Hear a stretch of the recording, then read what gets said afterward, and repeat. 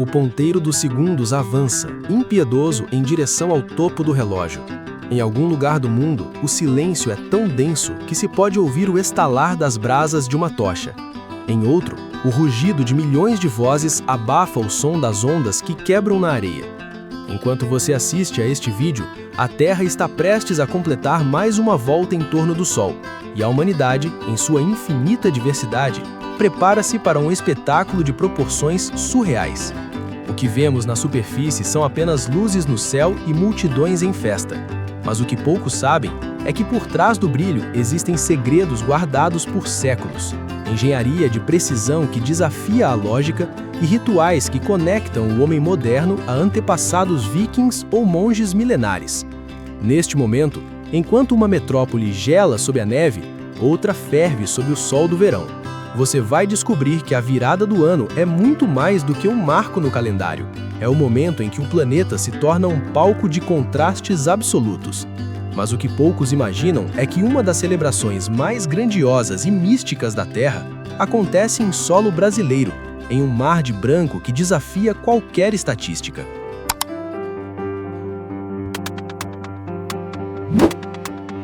Hoje, o Réveillon é o evento mais globalizado da nossa era. É o único momento em que, independentemente da crença ou da nacionalidade, bilhões de pessoas param para observar o mesmo fenômeno, o recomeço. É uma operação logística monumental, um investimento de bilhões de dólares e, acima de tudo, uma demonstração de poder cultural e tecnológico. Neste episódio, vamos embarcar em uma jornada pelos fusos horários para explorar os segredos das 5 celebrações mais icônicas e surreais do planeta. Vamos entender por que Sydney gasta milhões para ser a vanguarda da luz, como Edimburgo mantém vivas chamas ancestrais no meio do inverno europeu e por que o Japão escolhe o som do bronze em vez do estouro da pólvora. Veremos a bola de cristal mais famosa do mundo em Nova York e, finalmente, mergulharemos no fenômeno colossal de Copacabana. Prepare-se para uma viagem visual e histórica, guiada pela descoberta e pelo fascínio. A nossa jornada começa no exato ponto geográfico onde o amanhã nasce primeiro, desafiando a lógica do tempo linear. Enquanto você, em sua casa, talvez ainda esteja vivendo as primeiras horas do último dia do ano, Sydney já está mergulhada em uma eletricidade atmosférica quase insustentável. Não se trata apenas de uma festa. A baía da cidade deixa de ser um cartão postal estático para se tornar o epicentro de uma operação de guerra pirotécnica. A arquitetura icônica da Opera House e as águas profundas do porto servem de palco para uma exibição que mistura a delicadeza da arte com a força bruta da engenharia pesada. O calor do verão australiano, com temperaturas que muitas vezes ultrapassam os 30 graus, mesmo à noite, adiciona uma camada de intensidade física ao espetáculo. Sydney não detém o título de capital mundial de fogos de artifício por um mero acaso ou vaidade turística. Existe um cronograma de planejamento que dura literalmente 15 meses para cada 12 minutos de show. O segredo técnico que os turistas raramente percebem é a precisão absoluta do time code. Todo o espetáculo é regido por um sistema digital de última geração, onde cada explosão é sincronizada com uma trilha sonora, via rádio e fibra ótica, disparando dispositivos em milissegundos. Imagine a complexidade.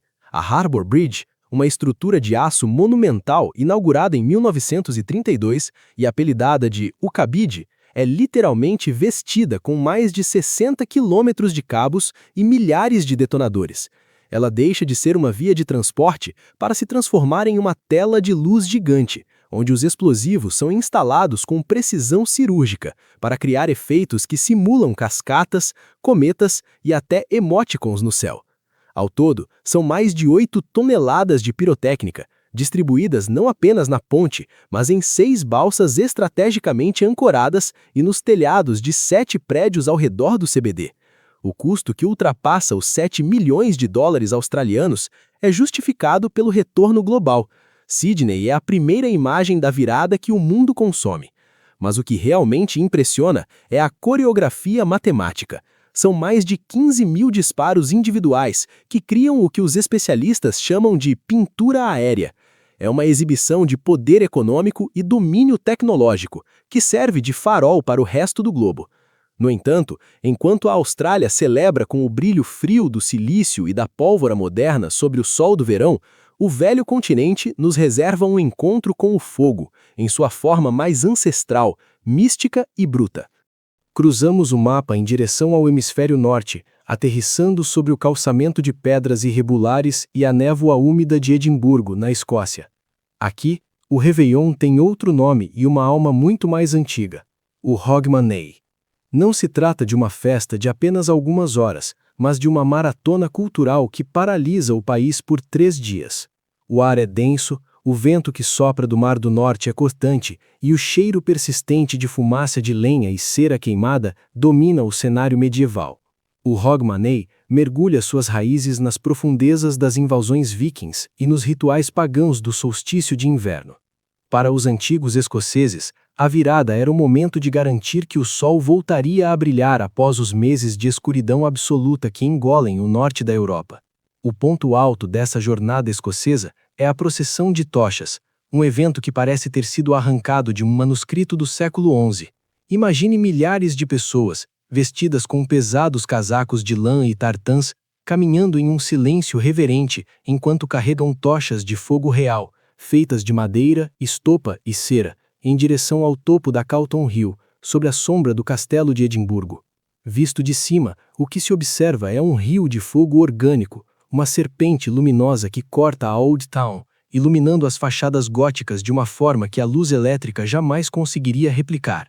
Existe ainda a tradição do first footing, a crença de que a primeira pessoa a cruzar o limite da sua porta após a meia-noite trará a sorte para o ano inteiro, preferencialmente se for um homem alto e moreno carregando carvão, pão e uísque. Este ritual é a personificação da purificação. Os escoceses acreditam fervorosamente que o fogo consome as mágoas, as perdas e as falhas do ciclo que se encerra, deixando o solo espiritual livre para um novo ano. Foi exatamente nesse caldeirão de nostalgia e esperança que Robert Burns, no século XVIII, imortalizou a canção Auld Lang Syne. O que começou como um poema sobre tempos antigos tornou-se o hino universal da despedida. Hoje, essa melodia melancólica une a Escócia a cada celebração do planeta, mas com um peso emocional que só quem pisa aquelas pedras frias consegue sentir. No entanto, enquanto o fogo escocês aquece o corpo, o Extremo Oriente nos oferece uma lição de que a maior força de uma virada pode estar no vácuo do silêncio e na ressonância eterna do bronze. Em Tóquio, no Japão, a transição de ano é um portal de introspecção que desafia a frenesia da vida moderna. Esqueça os gritos de contagem regressiva, as festas em iates ou o barulho ensurdecedor da pirotecnia. O ritual do Joya no Kane é um dos momentos mais hipnóticos do mundo contemporâneo. Nos templos budistas que resistem silenciosamente entre os arranha-céus de vidro e neon, a passagem do tempo é marcada por uma frequência sonora que não se ouve apenas com os ouvidos, mas que vibra no centro do peito. O segredo está no número sagrado. O grande sino de bronze de cada templo é golpeado exatamente 108 vezes. Para a filosofia budista, cada uma dessas badaladas tem a função metafísica de purificar um dos 108 bono, ou desejos mundanos. São as aflições que nublam o espírito humano, a inveja, a ganância, a arva acumulada e o apego material. É uma experiência sensorial sem paralelos. O som do sino não é seco ou curto, ele é uma onda grave e vibrante que se espalha pela noite gélida de Tóquio, enquanto milhões de japoneses aguardam em filas quilométricas, porém silenciosas, para o Hatsumode, a primeira oração do ano. Antes do ritual, é comum o consumo do toshikoshi soba, o macarrão de passagem de ano, cujos fios longos simbolizam o desejo por uma vida longa e resiliente. Ver o contraste absoluto entre os painéis de LED ultra-tecnológicos de Shibuya e o monge que com esforço físico golpeia o sino sagrado com um tronco de madeira gigante suspenso por cordas é entender a dualidade japonesa. O futuro, para eles, só é sustentável se estiver ancorado na tradição. Existe ainda o Hatsu-Yasuni, o ritual de buscar o primeiro nascer do sol do ano, em locais elevados ou à beira-mar, um momento de comunhão silenciosa com a natureza. No entanto, atravessando o vasto Oceano Pacífico em direção ao Ocidente, esse silêncio budista é subitamente substituído pelo pulso elétrico, comercial e caótico da encruzilhada do mundo. Chegamos a Times Square, em Nova York. Este é indiscutivelmente o Réveillon mais cinematográfico e vigiado da história, ocorrendo no coração do edifício One Times Square. O cruzamento da Broadway com a 7ª Avenida deixa de ser um corredor turístico para se transformar em um funil humano monumental. Aqui, a resistência física é levada ao extremo. Cerca de 1 milhão de pessoas se espremem em currais de contenção monitorados por um esquema de segurança antiterrorismo sem precedentes. Muitos chegam ao local às 11 da manhã, enfrentando ventos polares e temperaturas que podem chegar a 15 graus abaixo de zero, sem acesso a banheiros ou alimentação fácil, movidos apenas pelo desejo de testemunhar a queda da bola de cristal. A tradição da bola começou em 1907 como uma alternativa aos fogos de artifício que haviam sido proibidos na cidade. O que era uma estrutura de ferro de 300 quilos evoluiu para uma joia tecnológica de quase 6 toneladas. A versão atual é um prodígio da engenharia decorativa, revestida por 2.688 triângulos de cristal Waterford, cada um lapidado com padrões que representam temas como o presente de serenidade ou o presente de bondade. Internamente, 32.256 LEDs de alta potência são capazes de criar mais de 16 milhões de cores vibrantes. Quando a bola inicia sua descida de 60 segundos às 23 horas e 59 minutos, o mundo inteiro parece prender a respiração. O ápice do evento é uma mistura única de alta tecnologia e trabalho manual. No exato momento em que a bola toca a base, 1 tonelada de confetes é lançada dos telhados dos arranha-céus.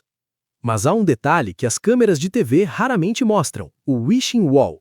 Durante todo o mês de dezembro, milhares de pessoas escrevem seus desejos em pedaços de papel que são coletados e misturados aos confetes. Quando você vê aquela nevasca colorida na Times Square, está vendo literalmente milhões de sonhos voando sobre a multidão. É o ápice da celebração urbana. Mas por mais imponente que seja o aço e o cristal de Nova York, existe uma fronteira final, onde a natureza, a religiosidade e a massa humana se fundem em algo que desafia qualquer explicação racional. Estamos falando do Rio de Janeiro. Copacabana não abriga apenas uma queima de fogos, ela cedia um verdadeiro fenômeno sociológico e espiritual. Imagine a escala: 4 quilômetros de areia branca desaparecendo completamente sob o peso de quase 3 milhões de pessoas. É, oficialmente, o maior agrupamento humano vestido de branco do planeta. Essa uniformidade cromática não é uma tendência de moda, é o reflexo de um sincretismo religioso profundo. O branco é a cor da paz, mas também é a cor de Oxalá, e o ritual é uma grande oferenda coletiva a Iemanjá, a rainha do mar, nas religiões de matriz africana. A logística para sustentar este espetáculo é uma obra-prima da engenharia civil e marítima. 10 balsas oceânicas, imensas e pesadas, são posicionadas a centenas de metros da costa, coordenadas por GPS para que os disparos ocorram simultaneamente, criando uma cortina de fogo de 14 minutos que ilumina o oceano. Enquanto o céu explode, no nível da água ocorre o Réveillon das águas. Milhões de pessoas entram simultaneamente no mar para pular as 7 ondas, um gesto de fé para atrair sorte e abrir caminhos. No horizonte, uma frota de navios de cruzeiro iluminados cria a ilusão de uma cidade flutuante de cristal observando a festa de longe. É uma explosão de energia rítmica, onde o som ensurdecedor dos tambores de escola de samba se mistura ao estampido da pirotecnia, criando um estado de transe coletivo. Quando o último fogo se apaga e o sol começa a surgir atrás do pão de açúcar, o rio revela sua face mais impressionante, a da renovação. Enquanto a multidão se dispersa, um exército de milhares de garis entra em cena em uma operação de limpeza recorde, e em poucas horas, a areia de Copacabana volta a ser um santuário de paz, pronta para o primeiro dia do ano. É o triunfo da esperança sobre o caos, a prova final de que em qualquer lugar do mundo, o ser humano precisa acreditar que o amanhã será, finalmente, melhor. Nossa viagem pelos fusos horários nos mostra que, embora as formas variem, o sentimento é universal. Do silêncio de Sydney ao fogo de Edimburgo, das badaladas de Tóquio aos cristais de Nova York e ao mar de branco no Rio, todos buscamos a mesma coisa: uma oportunidade de recomeçar. Descobrimos que por trás das luzes existem histórias de resistência cultural, milagres da engenharia e uma necessidade humana profunda de conexão. O Réveillon não é apenas uma festa, é o maior exercício de esperança coletiva da humanidade. É o momento em que, por um breve segundo, o mundo inteiro parece concordar que o futuro pode ser melhor que o passado. Imagine agora o planeta visto do espaço, uma sequência de luzes que se acendem conforme a sombra da noite avança, como se a Terra estivesse pulsando. Essa pulsação somos nós, celebrando a vida. O tempo é uma constante invisível, mas a forma como escolhemos marcá-lo define quem somos e quais valores decidimos carregar adiante. Afinal, sobre o brilho dos fogos ou no silêncio de um templo, a verdade é uma só. A jornada continua, e o amanhã é sempre uma página em branco esperando para ser escrita. E enquanto o mundo encerra este ciclo, em algum vilarejo remoto dos Alpes, uma tradição ainda mais antiga e misteriosa começa a despertar.